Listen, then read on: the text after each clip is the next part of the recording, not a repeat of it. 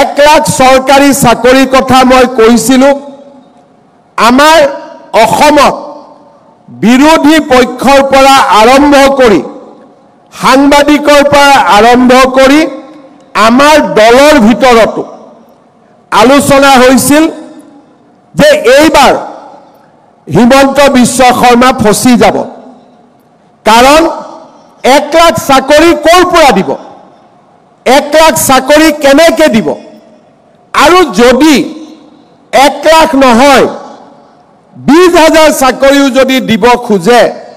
চাৰিওফালে দুৰ্নীতি হ'ব টকা পইচাৰ বজাৰ হ'ব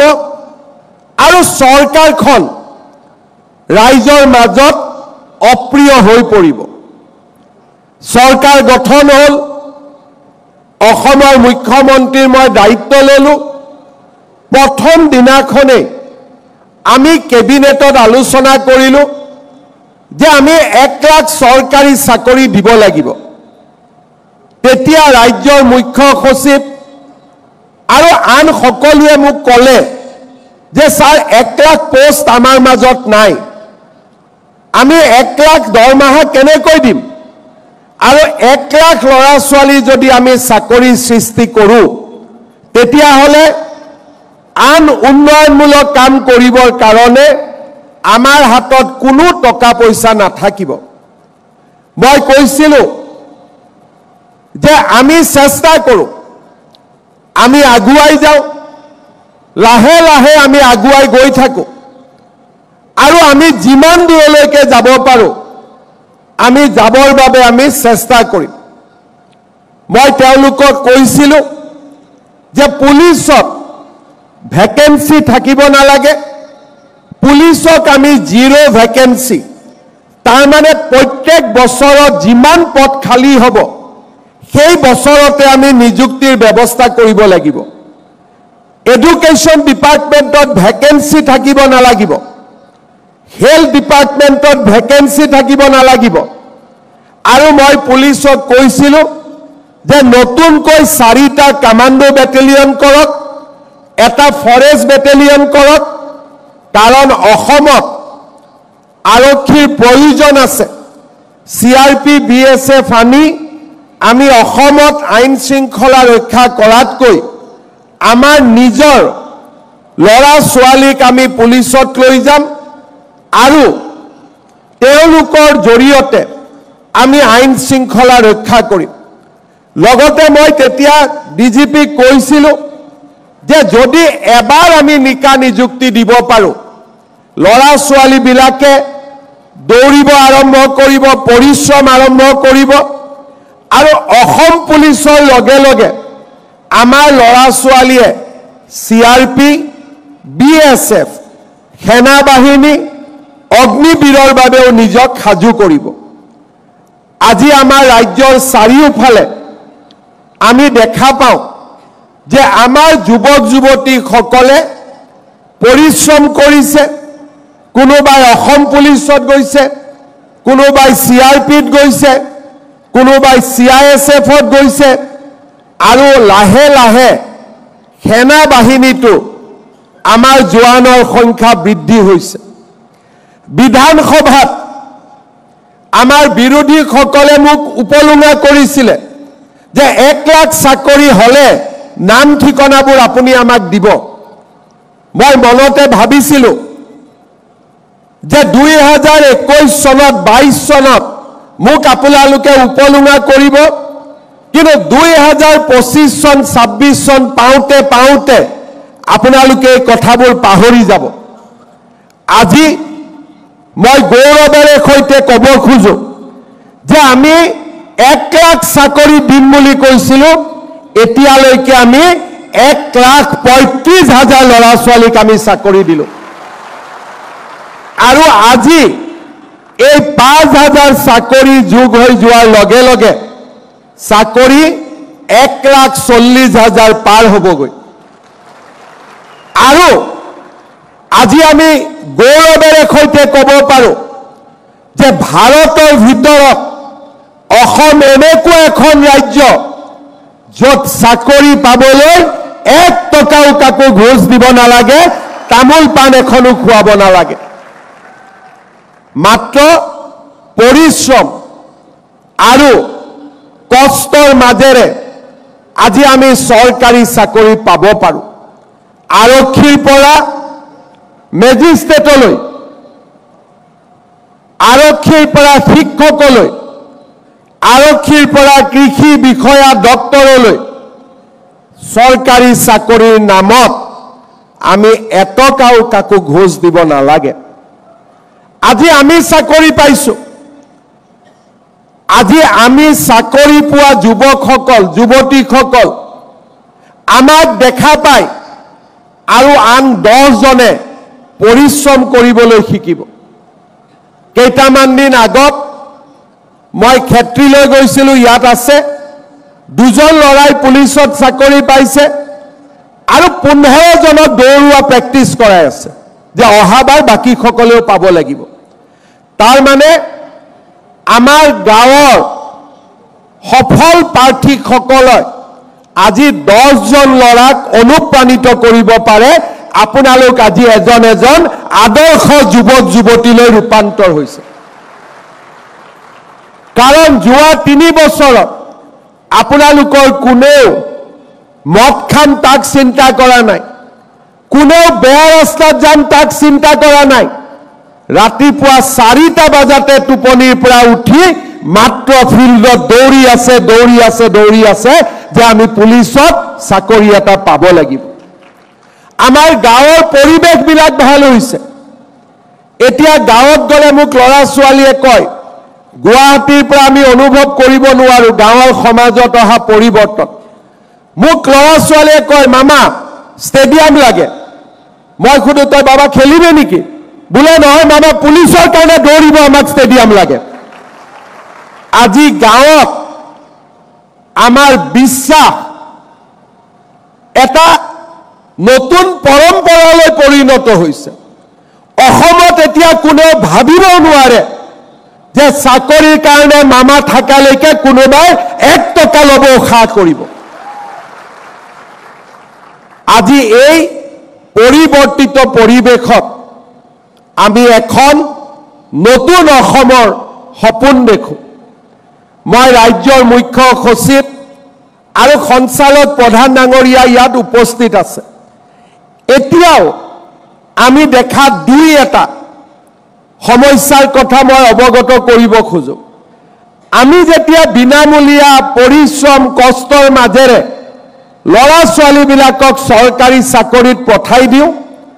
ট্ৰেজাৰীলৈকে গৈ এনপিএছৰ নম্বৰটো ল'বৰ কাৰণে তেওঁলোকে ঘোষ দিব লাগে 200 250 300 400 টকা ঘোষ দিব লাগে প্ৰথম দৰমহাটো ল'বৰ কাৰণে তেওঁলোকে কাৰোবাক 2 টকা ঘোষ দিব লাগে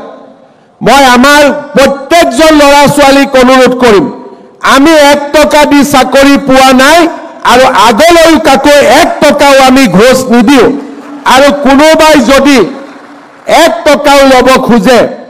আপোনালোকে মোক জনাব আৰু আমি নিশ্চিত কৰিম ডিজিপি চিফ সেক্ৰেটাৰী সকলোৱে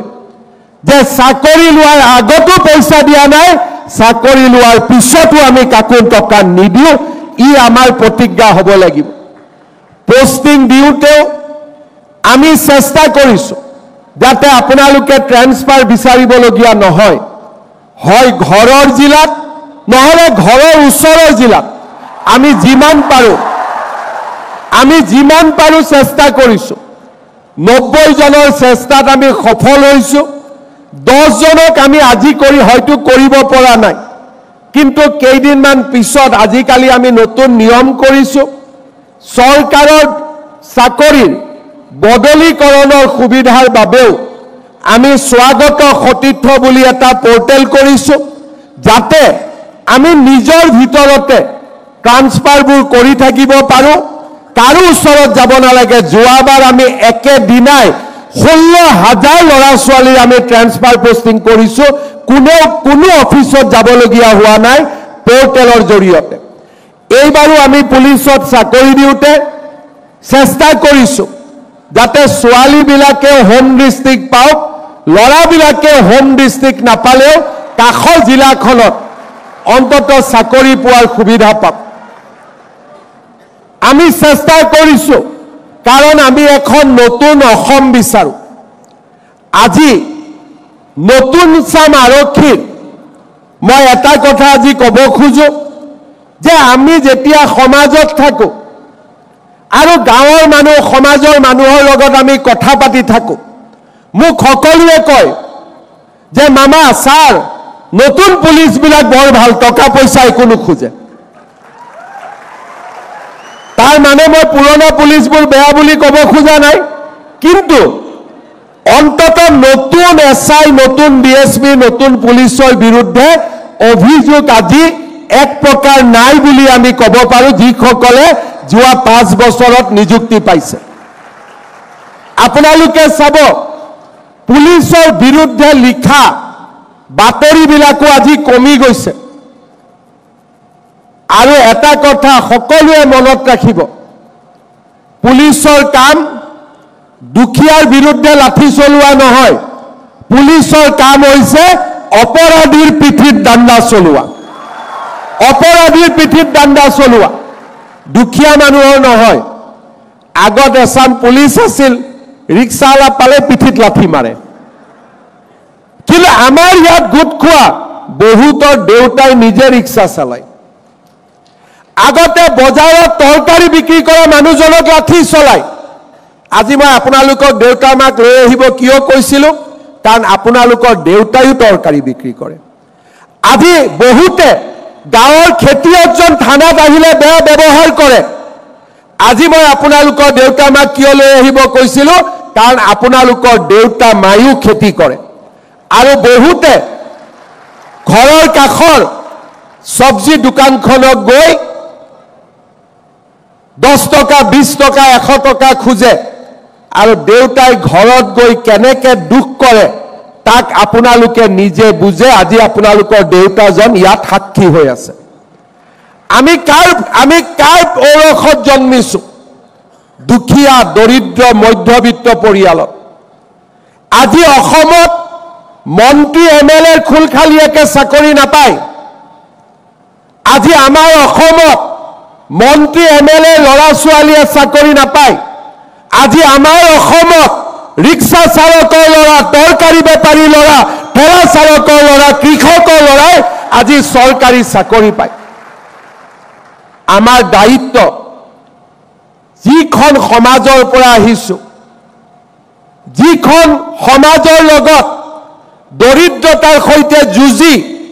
3 বছৰ কষ্ট কৰি আমি আজি পুলিচ হ'ব পাৰিছোঁ, আমি যেন সদায় মনত সেইসকল দৰিদ্ৰ মধ্যবিত্ত লোকৰ প্ৰতি সন্মান ৰাখোঁ। কাৰণ তেওঁলোকৰ চকুত আমি আমাৰ দেউতাক দেখা পাব লাগিব, তেওঁলোকৰ চকুত আমি আমাৰ মাক দেখা পাব লাগিব। আৰু সেইকাৰণেই আজি আমাৰ অসমত পৰিৱৰ্তন হৈছে। 10%, 20%, কৰবাত যদি বেলেগ ৰাস্তাত গৈছে, আমি তেওঁলোকক কেনেকৈ ঘূৰাই আনিম তাৰো আমি চিন্তা কৰি থাকোঁ। মাজে মাজে আপোনালোকে দেখে যে আমাৰ অফিচাৰবিলাক 2-এজনৰ ঘৰত পুলিচ যায় 1 কোটি 2 কোটি টকা ধৰিও লৈ আহে, আৰু 2-এজনে টকা লওঁতে ধৰোঁতে তেওঁলোক গ্ৰেপ্তাৰো হয়। আজিকালি সেইকাৰণে টকা নগদ নলয়, গুগল পে'ত লৈ লয়। কিন্তু তেওঁলোকে বুজি নাপায় যে গুগল পে'ত ল'লে বেছি প্ৰমাণ হৈ থাকে, টকাটোতো নিজৰ একাউণ্টতে যায়। আৰু গুগল পে'ত টকা ল'লে অফিচাৰসকলৰ কাৰণে বেছি সহজ, তাৰ একাউণ্টত কিমান টকা গ'ল। আজিকালি এনেকুৱাও 2-এজন আছে যোনে নিজৰ ড্ৰাইভাৰৰ একাউণ্টত টকা লয়, নিজৰ লগত থকা এজন দুজনৰ একাউণ্টত টকা লয়। কিন্তু আমি এটা কথা জানো যে যেনেকৈ যি নকৰক কিয়, আমি সেইসকল ব্যক্তিৰ ঘৰত এদিন নহয় এদিন আমি উপস্থিত হ'মেই। কাৰণ আমি অসমত এই ধৰণৰ টকা পইচাৰ খেলা আমি শেষ কৰিব খুজিছোঁ। যোৱা 5 বছৰত আমি সফল হৈছোঁ, নহ'লে এই 1,35,000 দুখীয়া ঘৰৰ ল'ৰা ছোৱালীয়ে কেতিয়াও চাকৰি নাপালেহেঁতেন। আজি আমাৰ কাৰণে এটা আনন্দৰ দিন, স্মৰণীয় দিন। মই সকলোকে আকৌ এবাৰ শুভেচ্ছা জনাম আৰু আজি ঘৰত গৈ নিজৰ ভাইটি ভণ্টিক সকলোৱে ক'ব লাগিব যে আজি আমি এপইণ্টমেণ্ট লৈ আহিলোঁ আৰু অহা 2 দিনত মামাই নতুন এডভাৰটাইজ দিব, গতিকে আমি দৌৰা কাম চলাই থাকিব লাগে। আজি গ'ল, কালি গ'ল, পৰহি দিনাখন আমি আকৌ 5,000 পোষ্টৰ আমি এডভাৰটাইজ মুকলি কৰি দিম। তাৰ মানে অসমত নিযুক্তি চলিয়ে থাকিব। আজি আমি পালো, ঘৰত গৈয়ে ভাইটিক কম যে আজিৰ পৰা তই দৌৰিব আৰম্ভ কৰ, কাৰণ এডভাৰটাইজ আৰম্ভ হৈ গ'লেই। আমাৰ বন্ধু